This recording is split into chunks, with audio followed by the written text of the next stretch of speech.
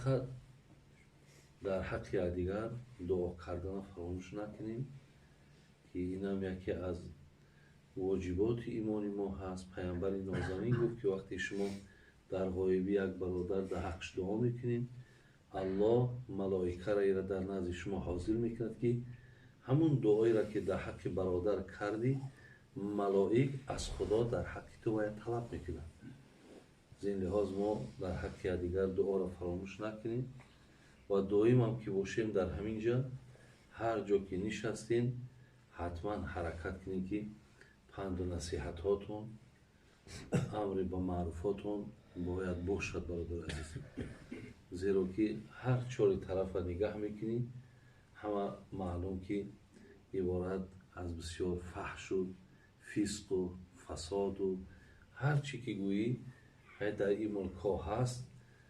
خب حرکت کن در کار که باز یکی پاتون در همین گوییم راه های خطا نرخشد. خب شیخ سعدی یک گپ دارد، بزرگ دیدم من در کوهسار قناعت کرده از دنیا به غار. حضرت میگه دیدم یک بزرگ را در درون یک غار. بعدو گفتم چرا اندر شهر نآیی که بار بندی از دل برکشایی؟ شهر نمیای آخی، شهر در این شرایط ببین، این آبی گرم و خنک ببین، این مقصد تیاپلی پالا ببین، همه شرایط 100%. حضرت در این غار گرفته تو اینجا چی گپ های مقصد؟ میگفتش آنجا پری رویانی نغزند، چو گیل بسیار شد پیلان بلغزند. گفت بچه‌ام در اونجا گفت حقیقتا زیب و زینت زیاده، حقیقتا مقصد شیرینی ها زیاده، لیکن در هر جایی که اگر اینها زیاد شد اینها با مثال یک زمینی لایالود می شود. ما ممکنه که در او یک لغزش کنیم. این به همین خاطر گفتن ما مقصد اون موضوع را ترک کردیم و برای خود اینجا را انتخاب کردیم. برادر عزیز، بسیاری از عزیزای خدا در این راحت بر بالای چون بستگی بدن. یعنی این معیشت هایی که ما میکنیم، این لحظه ها، این لذت و این فراهمی را بسیاری که ما میبریم، بسیاری بزرگای خدا برادر اگر امکان هم که داشتن لیکن به گردن نمیگرفتن. گفتن مقصد این گفتی هم برادر خوجندی ما وقتی چای این میگذره میروه و ولی برای من همون جایش که ابدی هست اونش لازم گفته، یعنی این راه را انتخاب میکردم. زین لحاظ شما هم در اینجا که هستید برادران بسیار با احتیاط باشین، بسیار با احتیاط باشین، زیرا که مبادایی که دنیا همه خیلی پیامبر وقتی چیزی را گفت برادر عزیز او به حکمت نیست. مبادایی که شما را که دنیا فریب نکنه برادر عزیز، یکی در فریبش نفتی. زیرا اگر در فریبش افتیدین یک بارک در دستی اسیر شدی، اگر یک بار در دستش اگر ناز غلطیدی ترا تا مردن در دیگه سر نمیده. حضرت فضیل ابن ایاز گپی زیبا میگه در دنیا در آمدن آسانه، یکی بر آمدنش بسیار مشکله. یک بارک اگر یک داخل شای مشکلی که یک دیدیم پشهی که می در باره یک اصل میشینه، همه دنیا همون اصله، همون میکشه میارش، بو و مزه و لذتش میکشه میارش، همه که میشینه دیگه خسته نمیتونه، دیگه رس میگیره. انسان هم همین خیلی یک در درون اگر دنیا در آمدی با پررگی در آمدی دیگه بر آمدن نمیتونی. یک زمان دیگه خطا میبینی که تو دیگه آدم شده. زیرا مکتب دنیا بسیار مکتب بدبختانه، این آدم از همه بگیم خوبی ها و نیکی ها بیرون میکنه.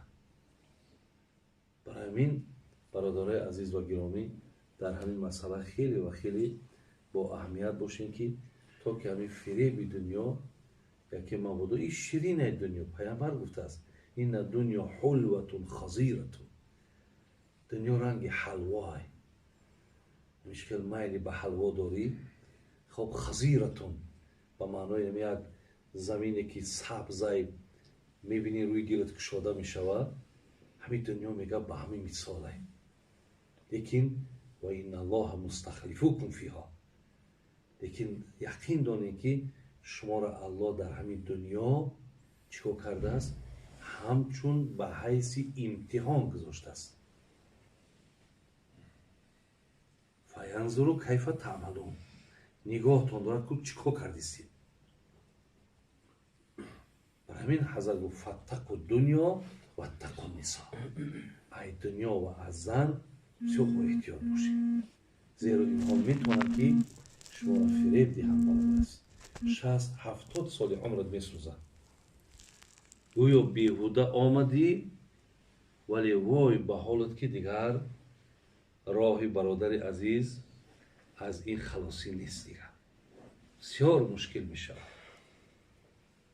از این لحاظ همین حضرت واعظ سماک که بسیار معروف و مشهور بودند، میگه پیش هارون الرشید در آمد، نزد هارون الرشید که در آمد، هارون الرشید در حال میگه گفتش که حضرت گفت ای واعظ بود، مقصد بسیار هم میشناخت، میدونست، حرمتش میکرد و این نزد هر کلانده داخل شده میتونست.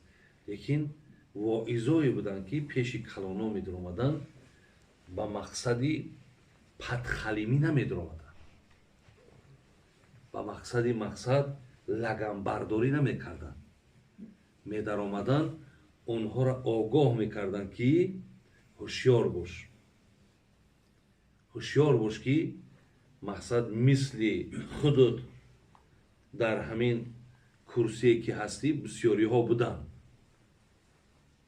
ولی باز مقصد نگاه که اونها در کجا هست، تو هم در پی اونهایی.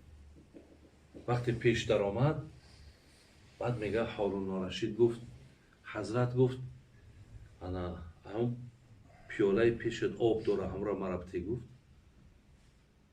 میگه هارون الرشید، حضرت میگه گرفت هارون الرشید دراز کرد.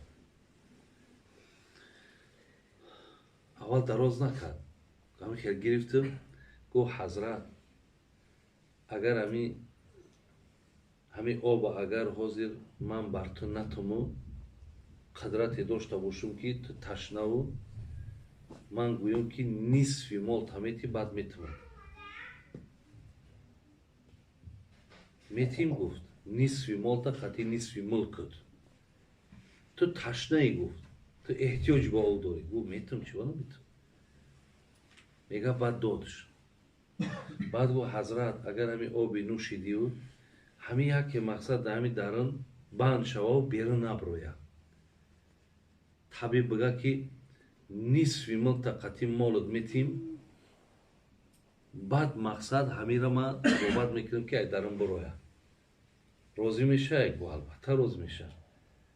گفت حضرت دیدی که همین سلطنت دولت ملکت با یک پیاله آب ارزش نداره، در عوض یک پیاله آب مقصد تمام ملک تا میدید. یعنی همین دنیا گفت همش اینمی به دست گفت. لیکن حقیقتا برادر اگر ما بسیار با یک چشم حقیقت و دوربین اگر نگاه کنیم، برادرها حقیقتا میاییم به یک خلاصه ای که بله همین چیز ندارد، همین قدر اعتماد ندارد که ما به همین تکیه داشته باشیم. برادرای عزیز و گرامی، بازم بار دیگر الله همتون خیر بده. برای چند روزی که با شما بودیم، مهمانداری ها و خیر احسانایی کردین، الله به درگاهش قبول کنه. باز هم محبتاتون و میلهاتون و خواهشاتون هم به سوی دین خدا و هم به سوی اخوت و برادری زیاد بگردونن. میایم سری حدیثی که من خواستم به شما برادران تحلیل و معنا کنم. حضرت ابی هریره برادر از این حدیث روایت میکنه، میگه اربعتون یبغضهم الله، 4 نفری هست برادرها که پیامبر نازنین گفت که اینها در غضب خدا هستند. алло дар болои инҳо ғазаб кардагӣ. ҳадиси саҳеҳ аст бародарон. ва хеле ва хеле бигир аллоро паноҳ талаб кан дар ҳол ки мо аз зумраи яке аз ино набошем. 4 нафар дар ғазаби худоанд. як албайёъу лҳаллоф. якум бародарони азиз, савдогаре ки барои гузаронидани молуш қасам мехӯрад.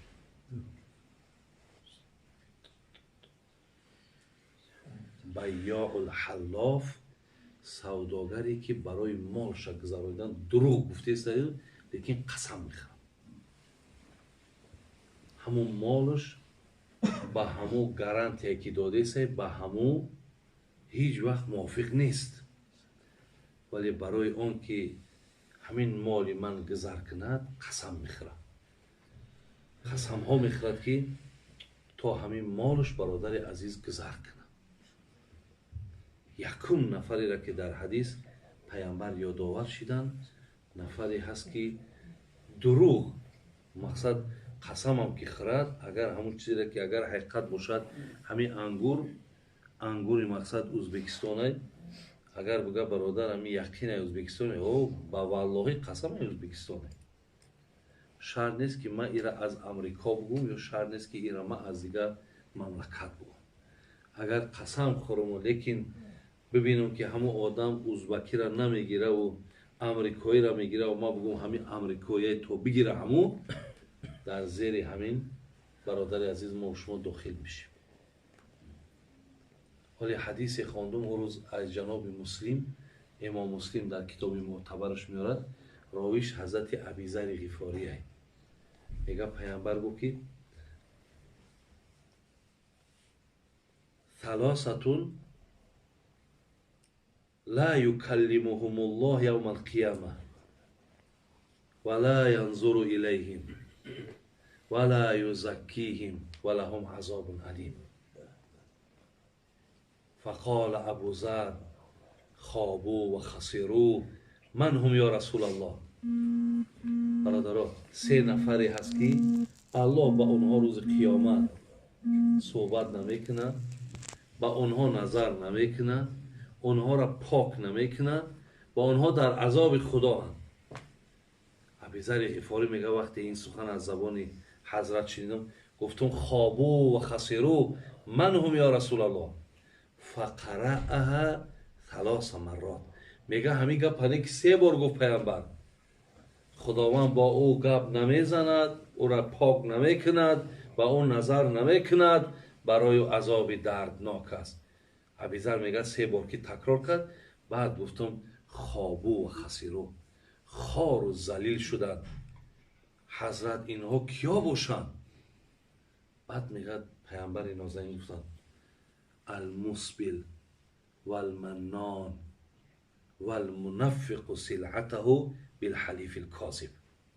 یکم کسی که پاچش گفت کشال میکند از روی کبر. پاچه را کشال میکنیم، به زمین کشیده میبریم به خاطر تکبری. خب یک. دویمش منان، کسی که یک خدمت در راستت میکنه و منتت میکنه. چگونه سوره بقره والله علم آیت 264 بود، او روز دیدم الله میگه اعوذ بالله من الشیطان الرجیم ولا تبطلوا صدقاتکم بالمن والعذا. شما احسان و خیرهاتون با منت و با آزار باطل نکنید.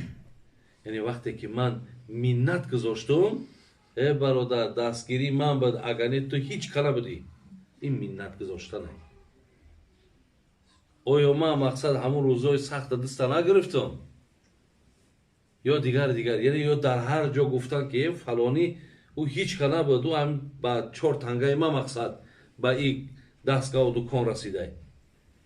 الله میگه همون کارهایی که کردین وقتی این سخنها را در عقیبش گفتین، شما همه خیر احسانتون از بین برد. خدا رحمت کنه عبدالرحمن جامی را سخنی خوب میگه. میگه به دندان رخنه در پولاد کردن ба дандон рахна дар пулод. Пулода медони на оҳана. оя ба дандон рахна кардани кори осон нест. хоб дар ҳамун пулод агар бигӯяд ки ба дандонат хат бикаш, мекашум. ба дандон рахна дар пулод кардан. ба нохун роҳ дар хоро буридан. агар роҳи санг хоро, санги хоро мегӯянд. агар ҳамонро бигӯянд ки ба нохунат ҷӯйбор кӯ, мекунам. ба фарқи сар ниҳодан 100 шутурбор. болои сарамда агар бигӯянд 100 шутурборро ман бор мекунам гуфт. зи машриқ ҷониби мағриб давидан. агар ба шарте ки бигӯянд ай машриқ то ба мағриба медавӣ, қарор намеси, медавам. ба пилки дида оташпора чидан. агар бигӯянд ки бо ҳамин миҷат оташпораҳоро бояд бичинӣ. басе бар ҷомӣ осонтар намояд ки бори миннати дунон кашидан. барои ман ҷомӣ ин осонтар ин чизҳое ки гуфтам, аз ӯе ки як кас мара миннат кунад. миннат кунад ки ҷомӣ ин мақсад фалон чизҳоро ман дар рости ту кардам. ҳамин минната ман бардоштанаш да гуфт тоқат надорам, лекин ин корҳоеро ки дар боло зикр кардам, инҳоро анҷом метавонам. бар ҳамин бародари азиз ва гиромӣ, якум бин 3 нафаре ки буд, якумаш одами почаша кашол мекунад ба хотири такаббурӣ, дуюм касе ки миннат мегузорад, хизматҳои кардагиша дар руд миннат мекунад, сеюм валмунаффиқу силъатаҳу билҳалифи лкозиб. пайғамбар гуфтанд о се касеро ки абузар гуфт хор залил шуданд, ки буданд? як таидигашо нафаре ҳаст ки бо қасамҳои дуруғ молша мегзаронад. инҷа ҳам бародарои азиз, ҳадиси муслимам боз ҳамира ёдовар шуд. болода 4 нафара боз ҳазрат ёдовар шуд ки дар ғазаби худо ҳастанд. якеш ана ҳамин будааст. дуюм валфақиру лмухтол. дуюм нафаре бародарои дар ғазаби худо будааст.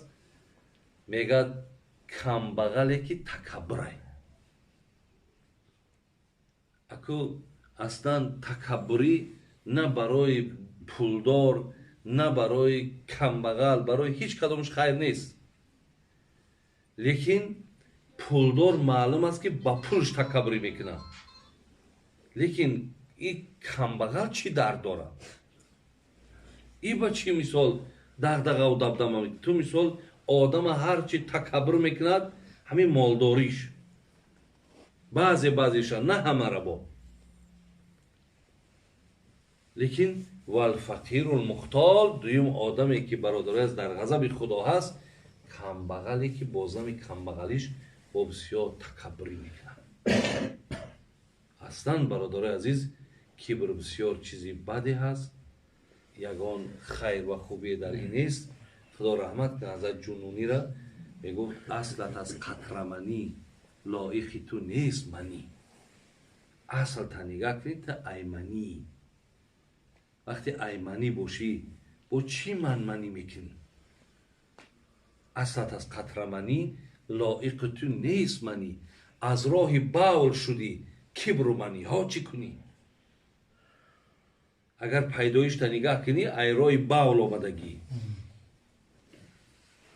ту ҳамон ҷифаи ин ҳусну ҷамоли ту аз ӯст, бош хотираи ӯ, майли ба боло чӣ кунӣ? азизо ҳушдормон метаҳанд. як бора ба ёдмон меёранд ки ох як бор ту худа нигоҳ ка ай куҷо омадӣ. мега дар замонои пайғамбар саллаллоҳу алайҳи васаллам як одам бисёр ҳамита тефош пам кардагӣ мега раҳ мегаштааст.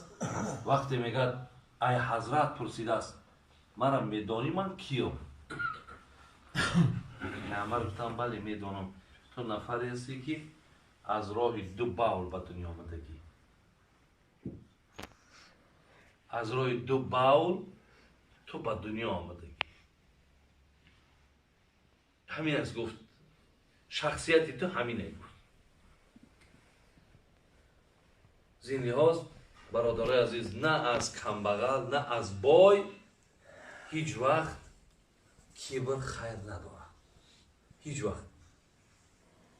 خدا رحمت کنه حضرت رومی را یک شعر عجیب داره، میگه که کبر سخت است از فقیری سخت‌تر. ای کمبغلی دا میگه کبر گنده. کبر سخت است از فقیری سخت‌تر، روزی سرد و خانه سرد و جامه تر. بیرون برادر عزیز سرده، بیرون خنک، درون خانه خنک، با جامعه که در تنه تای تره. همون حالت میگه چه خیلی حالته. از همین حالت دا میگه این خیلی خوبه، میگه ای ایده کبر گنده. تکبری بسیار گنده بوده است، هیچ خیری نداره. دویم و الفقیر و المختال بوده است. سیوم و شیخ و زانی، موی سفیدی که زنا میکنه. موی سفید زیناکار در غضب الله هست برادر عزیز. الله میگه من یارا بد میبینم. همین 4 طایفه که هست دو تاشا گفتیم. سیمش موی سفیدی که پایبند زنا باشد. ولی وفیر ممکن ماها اکو وا خوردگیم بهتریش. شاید شما هم وا خورده باشین که موی سفیدی که زنا میکنه. نمیگد که من در 60 در 70 مقصد دیگر تمام مرگ بر من نزدیک است، لیکن به همین کار دست داره. زنا برادر عزیز هم برای جوان هم برای پیر همه حرامه، رخصت نیست. خواه جوان باشی خواه پیر باشی در غضب خدایی. ولی اینجا در اشاره به سوی موی سفیدی که میل به زنا داره. چهارم برادر عزیز نفری را که پیامبر نازنین گفتند که الله اینها را غضب کردگی است. و الامام الجائر، پیشوایی که ظالم باشد. ببینید پیشواها برادر عزیز اگر ظالم باشد، خواه وی پادشاه هست، خواه وی امامی که در مسجد امامی میکنه، اگر ظالم باشد، اگر حق رعیت و بنده خدا را اگر رعایت نکنه، الله افتاد وی در غضب منه.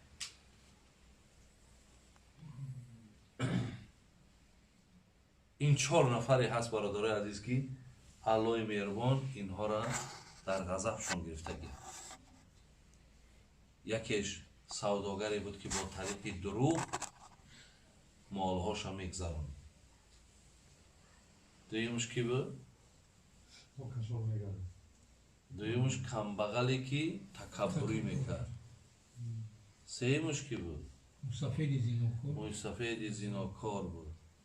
چهارمش پادشاه یا امامی که در حق رعیت ظلم میکنه، حق مردم ها پایمال میکنه. اینها 4 نفری هم برادر عزیز که الله اینها را غضب کرده. خدای مهربان عاقبتمون را بخیر کنه، ایمانمون را با سلامت نگه داره و خیرها و احسانها را از جانب حاجی بابا خداوند قبول گردانه. باز هم مرادها و تمنیات‌های نیکی اهل این خانواده را الله مهربان حاصل. محبت و میل خواهش ما و شما را باز هم به سوی دین خدا زیاد بگردانه.